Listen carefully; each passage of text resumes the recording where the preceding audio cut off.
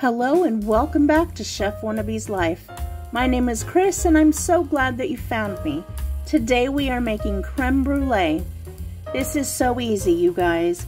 When you go to a restaurant and you pay a fortune for creme brulee, I just want you to remember how cheap and easy this is to make at home.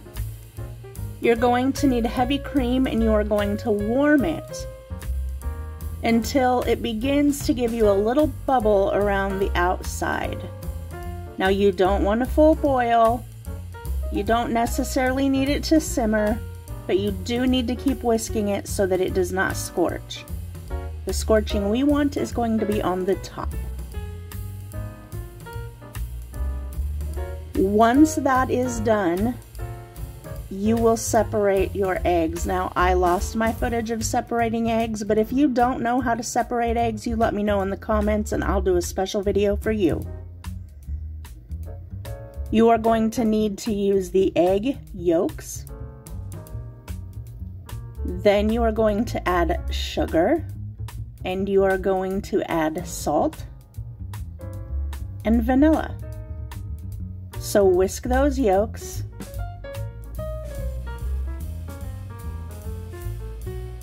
And you guys, this electric salt grinder, oh please. Few things in life give me so much pleasure. I don't know why I am so in love with that thing. Found them at Hobby Lobby, by the way. Laura from Food Makeup Skin is where I heard about them, and I found them at Hobby Lobby. So, there you go for that. Add in your vanilla, and you're going to whisk this together well until everything is combined. Please don't taste it. I mean, can, but I wouldn't. All right, now you are going to add a little bit of your warm cream. You are going to temper the eggs, which means you are going to gradually bring them up to temperature. I think I added mine in 3 additions. And if you think that you have scrambled any of your eggs or cooked any of them, I am going to do something at the end that will rectify that for you, if in case that happens. I actually thought I had some chunks in my cream, but it was just bubbles, so. Anyway, regardless, and if you just want to do it as a safety measure, you can do it as well. I took a separate bowl with a fine mesh strainer over the top and just pour the mixture through there. And it'll catch any eggs that you may have cooked a little bit or anything like that. Look how nice and thick that is. Let me know if you've never had creme brulee.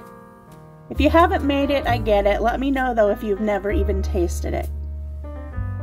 Creme brulee is literally scorched cream. And Spain, France, and England are all vying for who invented it. But it was first served, I think, in Cambridge. Now you're going to put your ramekins. This will make 4 decent sized ramekins. Decent size. I mean, like,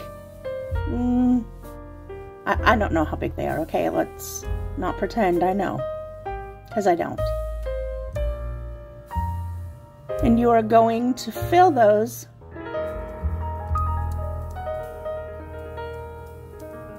inside of, I used a 9x13 cake pan.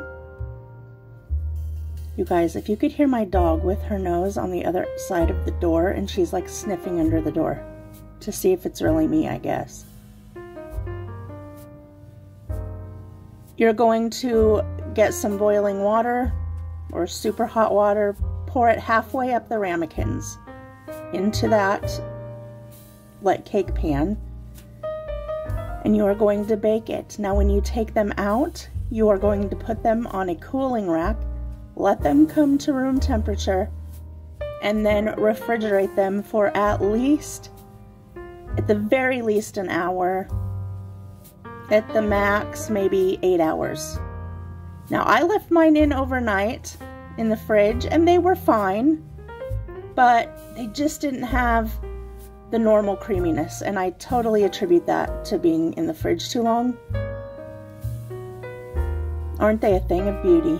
And then you are going to put a very thin layer of sugar. Now notice the amount of sugar I put on the top. I mean, I had like you're gonna need dental work after you eat this amount of sugar on these. It should really just be a light dusting of sugar. And you can buy like flavored sugars off of Amazon, or if you have vanilla beans, you can make your own vanilla sugar. You are basically going to burn the top of this. I don't take it that far, and I was in a really big hurry for whatever reason. We did brulee them just a bit more before we ate them. But you get that little crack of the sugar on top, and then the unreal creaminess and the vanilla. Oh my goodness. By the way, reminder, if you haven't started your homemade vanilla for the holidays, you're on the verge of being too late. I'll link that recipe either in an iCard or in the description below. These are such a thing of beauty, and they look so fancy. And make this for your family, because everybody should have creme brulee at least once. I mean, twice a month would be best.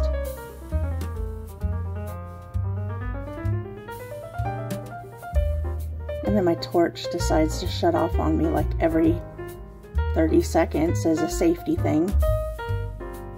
And there you go, creme brulee. I hope you enjoy this recipe. Don't forget, until we meet again, to eat good food. Bye, everybody.